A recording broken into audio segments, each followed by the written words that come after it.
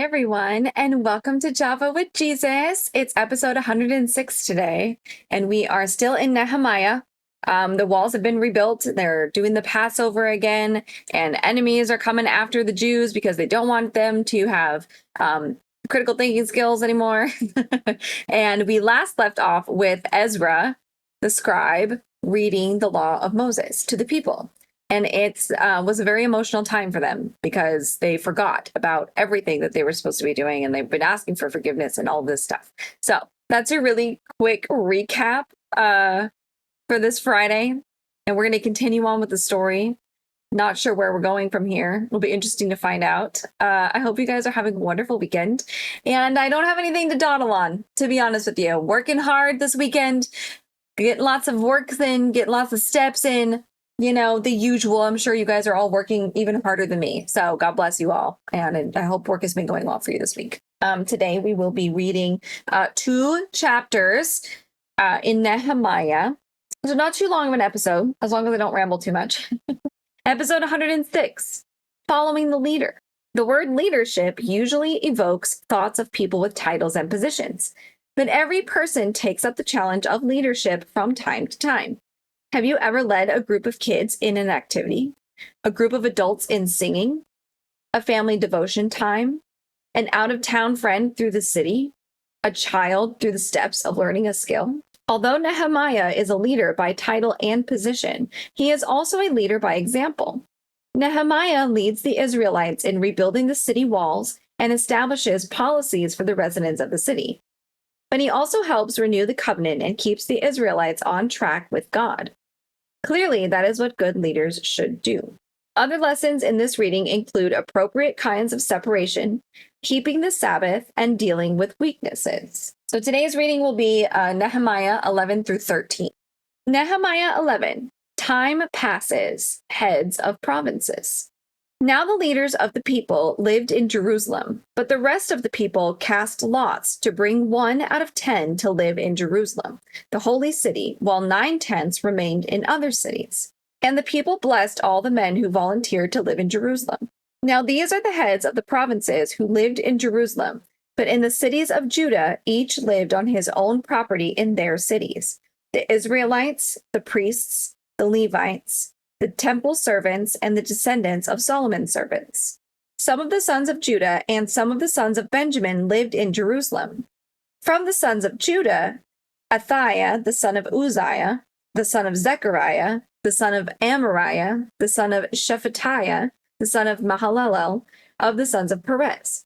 And Messiah, the son of Barak, the son of Kol-Hazeh, the son of Haziah, the son of Adiah, the son of Joiarib, the son of Zechariah, the son of the Shilonite. All of the sons of Perez who lived in Jerusalem were 468 able men. Now these are the sons of Benjamin: Salu, the son of Meshullam, the son of Joed, the son of Pedaiah, the son of Koliah, the son of Maaseiah, the son of Ithiel, the son of Jeshiah. And after him, Gabai and Salai, 928. Joel, the son of Zichri, was their overseer, and Judah, the son of Hasanua, was second in command of the city. From the priests, Jediah, the son of Joiarib, Jachin, Seraiah, the son of Hilkiah, the son of Meshullam, the son of Zadok, the son of Marioth, the son of Ahitub, the leader of the house of God, and their kinsmen who performed the work of the temple, 822.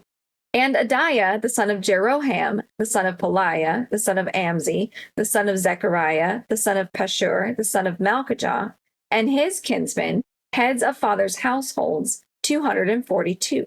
And Amashai, the son of Azarel, the son of Ozai, the son of Meshillemoth, the son of Immer, and their brothers, valiant warriors, 128. And their overseer was Zabdiel, the son of Haggedolim. Now from the Levites, Shemaiah, the son of Hashub, the son of Azrikam, the son of Hashabiah, the son of Buni, and Shabbathai and Jozabad, from the leaders of the Levites who were in charge of the outside work of the house of God.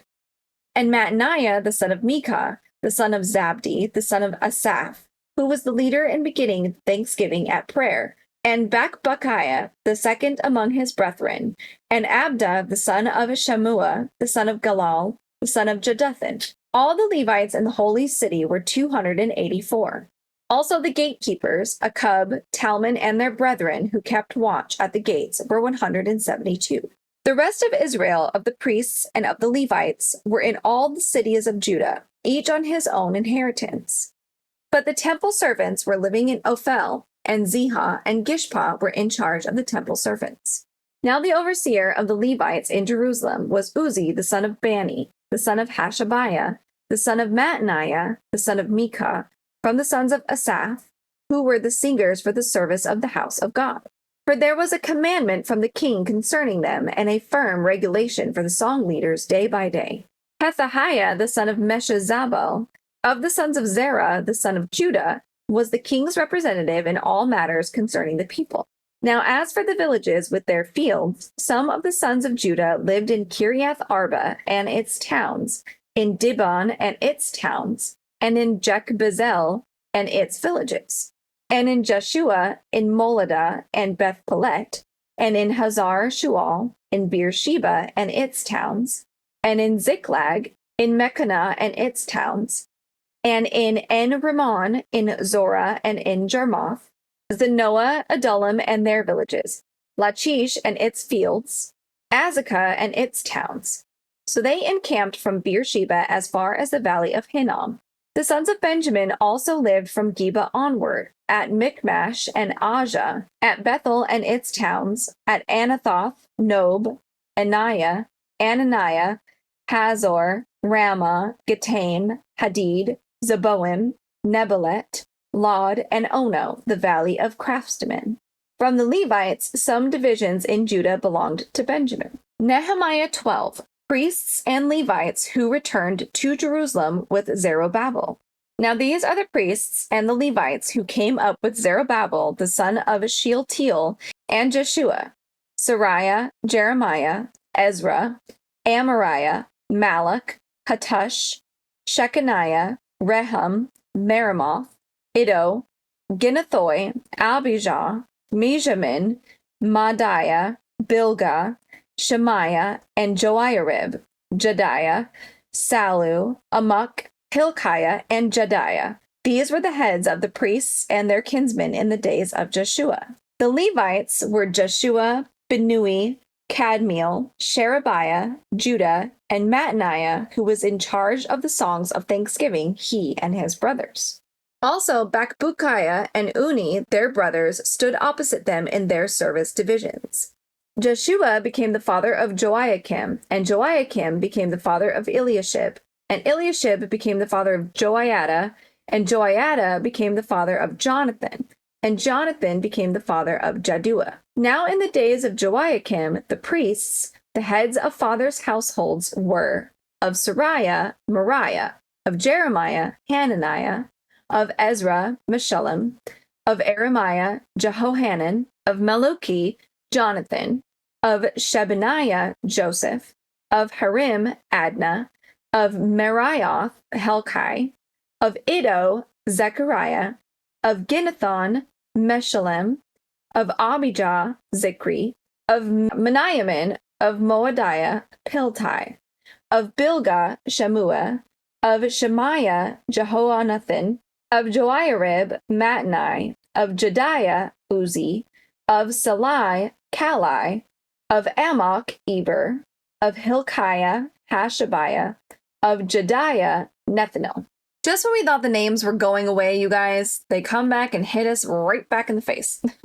As for the Levites, the heads of fathers' households were registered in the days of Eliashib, Joiada, and Johanan, and Jaddua. So were the priests in the reign of Darius the Persian. The sons of Levi, the heads of fathers' households, were registered in the book of the Chronicles up to the days of Johanan, the son of Eliashib. The heads of the Levites were Hashabiah, Sherebiah, and Jeshua, the son of Kadmiel, with their brothers opposite them, to praise and give thanks as prescribed by David, the man of God, division corresponding to division. Mattaniah, Bakbukiah, Obadiah, Meshullam, Talmon, and Akub were gatekeepers keeping watch at the storehouses of the gates.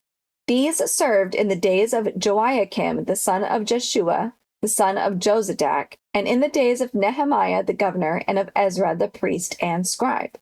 There's a lot going on here, guys. Now at the dedication of the wall of Jerusalem, they sought out the Levites from all their places to bring them to Jerusalem so that they might celebrate the dedication with gladness, with hymns of thanksgiving and with songs to the accompaniment of cymbals, harps, and lyres. So the songs of the singers were assembled from the district around Jerusalem and from the villages of the Netophathites, from Beth Gilgal, and from their fields in Geba and Asmaveth, for the singers had built themselves villages around Jerusalem. The priests and the Levites purified themselves. They also purified the people, the gates, and the wall.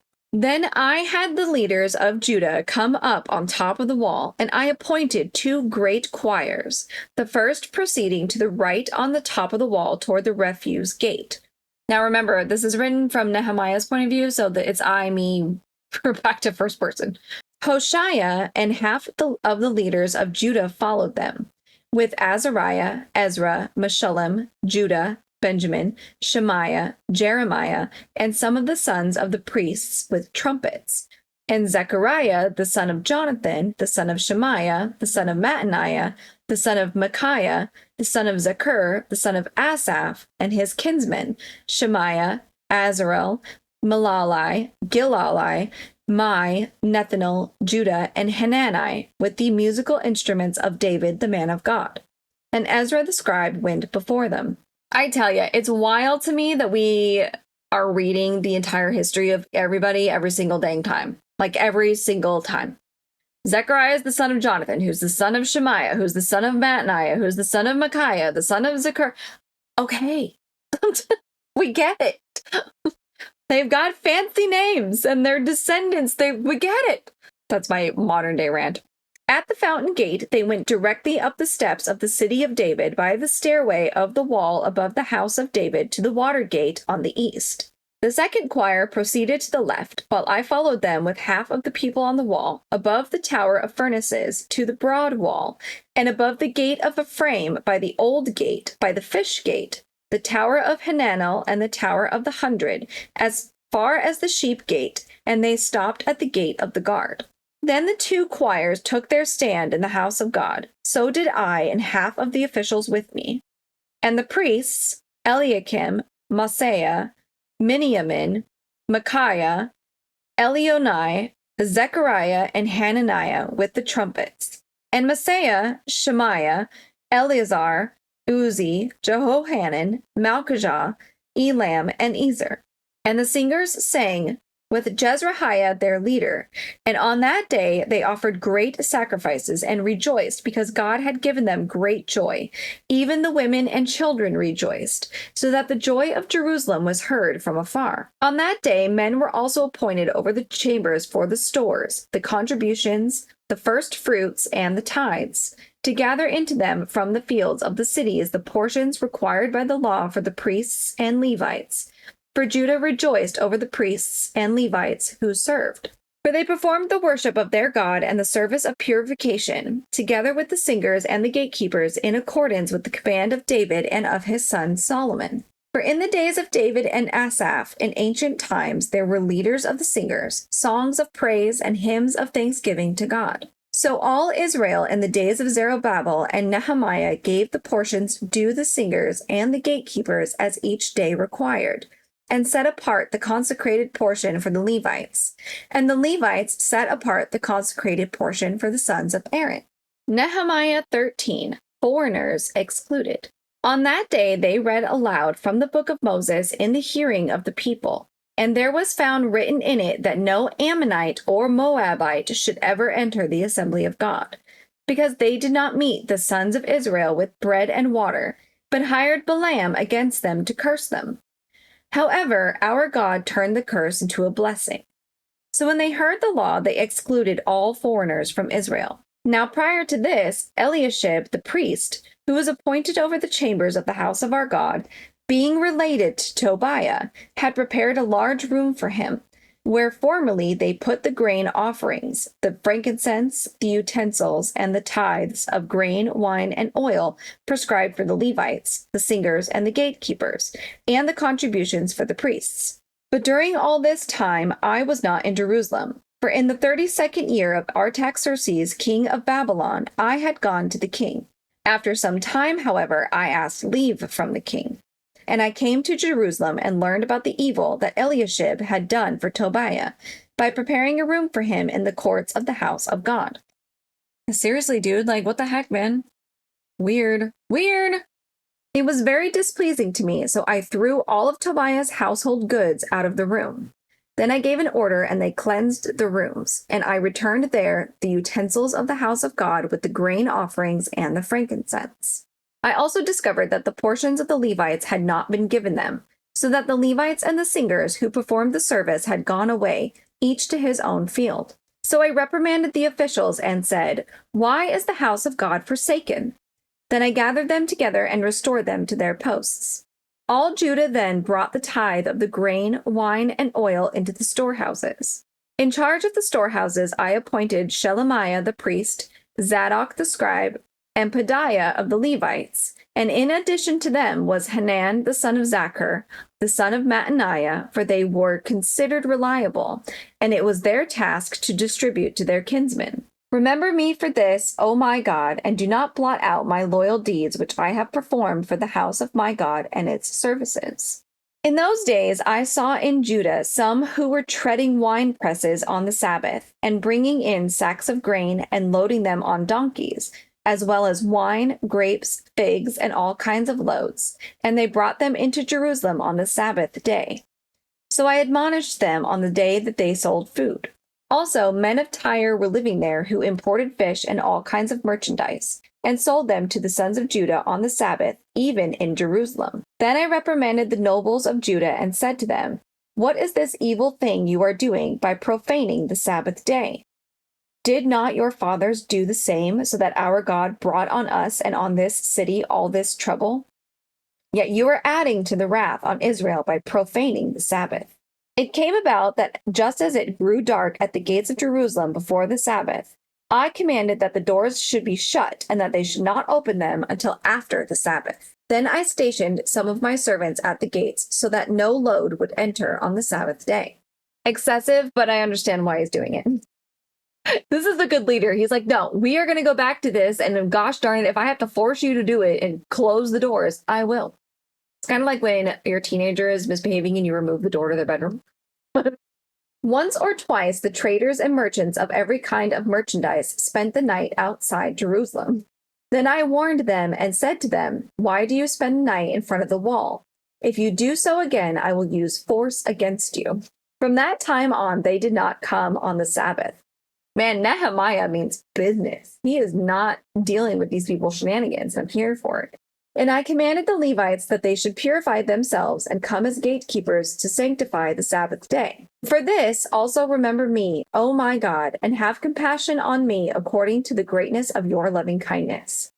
In those days I also saw that the Jews had married women from Ashdod, Ammon, and Moab. As for their children, half spoke in the language of Ashdod, and none of them was able to speak in the language of Judah, but the language of his own people. So I contended with them and cursed them and struck some of them and pulled out their hair and made them swear by God, "You shall not give your daughters to their sons, nor take of their daughters for your sons or for yourselves." Did not Solomon, king of Israel, sin regarding these things? Yet among the many nations there was no king like him, and he was loved by his God, and God made him king over all Israel. Nevertheless, the foreign women caused even him to sin. Do we then hear about you that you have committed all this great evil by acting unfaithfully against our God by marrying foreign women? Even one of the sons of Joiada, the son of Eliashib, the high priest, was a son-in-law of Sanballat the Horonite, so I drove him away from me. Remember them, O my God, because they have defiled the priesthood and the covenant of the priesthood and the Levites. Thus I purified them from everything foreign and appointed duties for the priests and the Levites, each in his task, and I arranged for the supply of wood at appointed times and for the first fruits. Remember me, oh my God, for good. Well, and that is the end of Nehemiah, and we start Esther tomorrow. Nehemiah's, that's kind of a weird one. Like, sweet. I don't know. I don't know. I mean, there's good lessons in there. Don't get me wrong. That was kind of a weird book. I don't know how I feel about that. That went by quick too. Nehemiah's life story provides many principles of effective leadership that are still valid today. 1, have a clear purpose and keep evaluating it in light of God's will. 2, be straightforward and honest. 3, live above reproach. 4, be a person of constant prayer, deriving power and wisdom from your contact with God. We may think of leadership as glamorous, but it can often be lonely, thankless, and filled with pressures to compromise values and standards.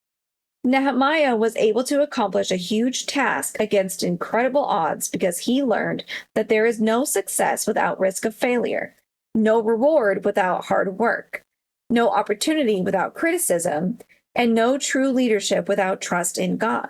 The book of Nehemiah is about rebuilding the wall of a great city, but it is also about spiritual renewal, rebuilding a people's dependence on God.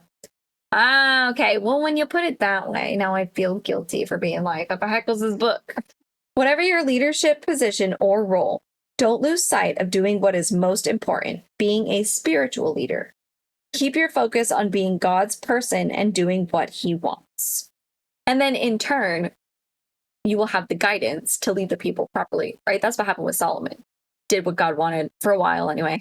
And he was a great king, wonderful king. Everybody loved Solomon. So yeah, that's that. That's Nehemiah, guys. I do like that it reiterated, because it did kind of get lost again in translation there because of all the names, like all the things that they were like trying to catch us up on. I do like that the devotional is reminding us that it's not just about Nehemiah like rebuilding Jerusalem. It's also about him rebuilding their trust and their faith in God, which I love. And that's what a good leader should do. You know, when you vote for leaders, or you have leaders in your life that are of the same faith as you, that's what they should do. They're the ones that are supposed to help build you up back up into your faith when you falter. And we all falter all the time, every day sometimes, depending on what we're going through. So kudos to Nehemiah for babysitting these children. And I love that he locked the gates so that nobody would do anything on the Sabbath. That's so funny. Meanwhile, now we work 24 hours a day, 365, and it's rough out there, guys. Thank you guys so much for hanging out with me while we read the very last bit of Nehemiah. I am excited to start Esther tomorrow. I hear good things about Esther. Never read it myself, but I am loving the idea that we're diving into her book, and I'm very excited about it. So excited to start that on the next episode. And before I let you go for your wonderful Friday, oh, ouch. Whoever said cats were graceful, by the way, you are very wrong. There is nothing graceful about any of this. He is so klutzy. He just fell into my lap and clawed me. Anyway, we're fine. It's another day with cats. Before I let you go, as I was saying, let's bow our heads in a brief prayer together. Dear Heavenly Father, God, I thank you so much today for this wonderful week, this amazing day, this beautiful weather in Texas that we are having. The warmth is back. We got a little taste of the cold, but now we're warm again, preparing for winter. And God, I'm so thankful for the beautiful days that you've been giving us this week, and the beautiful days ahead. I pray today that we are reminded that our faith in you is what helps us be good leaders, whether that is the actual leadership role or in little things like our children, leading our friends into a new adventure, teaching something as little as just giving your friend or family a tour around your new city that you just moved to, whatever it may be, that we continue to keep you in our prayers and keep you in our life and keep going to you first before we do anything in our lives that involve, especially leading other people, no matter what that is, from big to small.